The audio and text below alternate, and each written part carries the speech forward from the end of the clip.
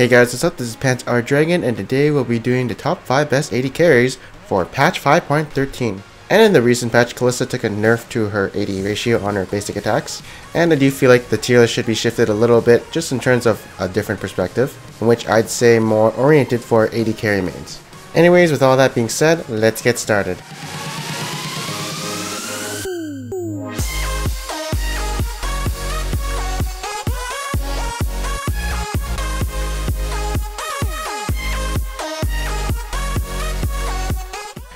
Okay, so at number 5 is going to be Corky. So Corky is ever so popular still, and in this meta I do feel like it's more poke champions, so I do feel like he's really good here.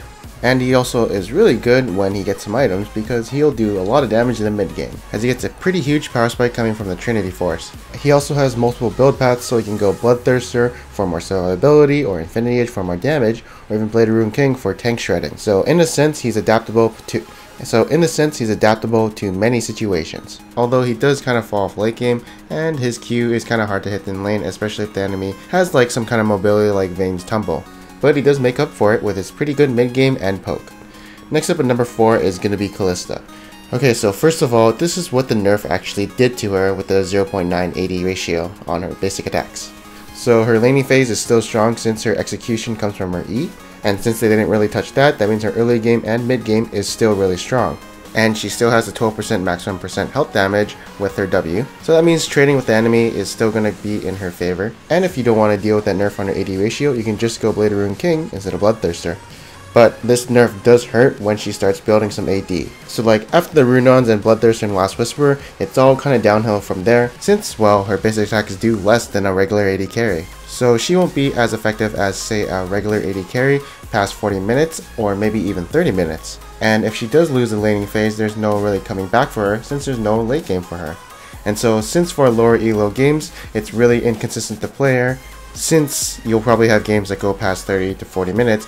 As for like Masters and Challengers, they will end the game before 40 minutes even comes. And of course they don't really throw her leads as much. And so that's why she's still viable in like higher elos, but for lower, it's pretty bad to pick her then.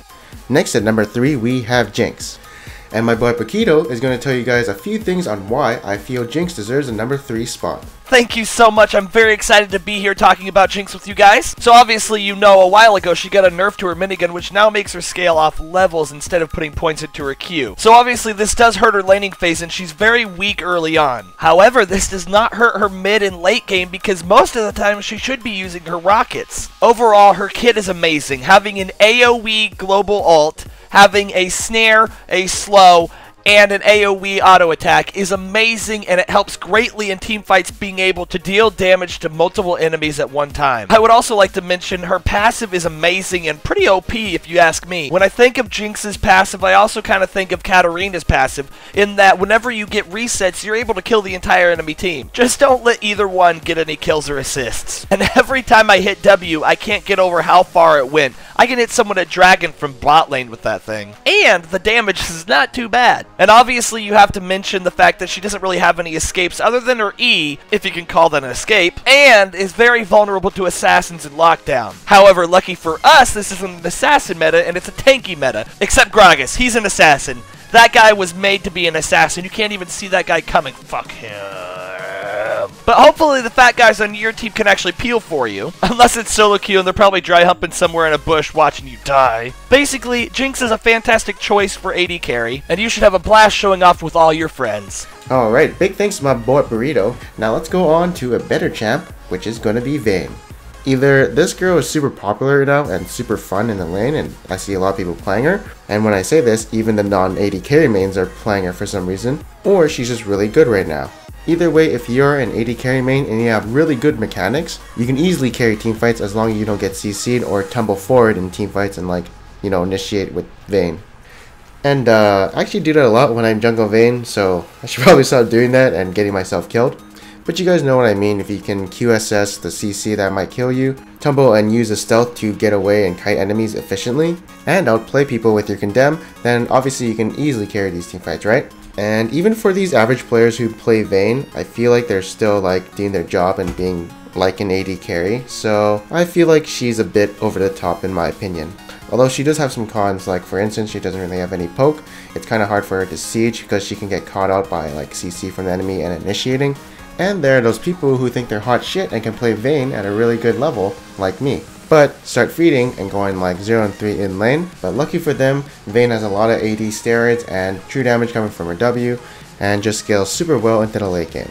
Oh, and biggest thing why she's really good right now is because her lane bullies, Caitlyn and Graves, aren't really meta right now. So her laning phase isn't as difficult as it was before. And back at number 1 is gonna be Sivir.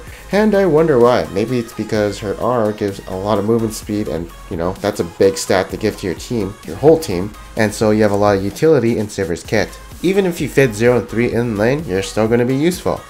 Wave clear is also useful later if she's behind and can stall out the game, and her late game is extremely good, because she has probably one of the best defensive tools an AD carry can have, which is the spell shield. And yeah, she's just really good right now. She counters those poke comps by rushing down them and just straight up killing them with her team. Next up, we're going to do some honorable mentions, and first up is going to be Draven, and I've said this many times before, a lot of damage and very snowbally. Next up is going to be Graves, and you know, nerfs to its Q, blah blah blah, not as good. Whatever.